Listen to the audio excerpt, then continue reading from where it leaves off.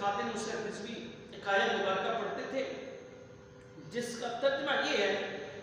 کہ جب 14,000 جادوگر آئے نا حضرت موسیٰ علیہ السلام کی بارگاہ میں، یہ تصور کر کے کہ حضرت موسیٰ علیہ السلام جادوگر ہیں، یاد رکھنا نبی مان کر نہیں آئے تھے، جادوگر مان کر آئے تھے۔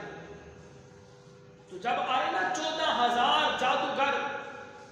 اور آ کے نا اللہ کریم نے ان کی باتوں کو قرآن کے اندر نقش فرمایا، قرآن کے اندر بیان فرمایا کہ انہوں نے آ کے نا یہ کہا اے موسیٰ پہل تم کرو گے یا ہم کریں، یعنی مقابلہ تھا نا، پہلا بار تم کرو گے یا ہم کریں، بس یہ تعظیم کرنا تھی۔ حضرت موسیٰ علیہ السلام نے فرمایا قال بل القوا، پہلے تم کرو، پہل تم کرو۔ حالانکہ وہ یہ جان کے آئے تھے کہ ہم جس سے مقابلہ کرنے جا رہے ہیں وہ نبی نہیں بلکہ جادوگر ہے، بس یہ تعظیم کرنا تھی نبی کی، سمجھ یہ رکھا تھا کہ جادوگر ہے۔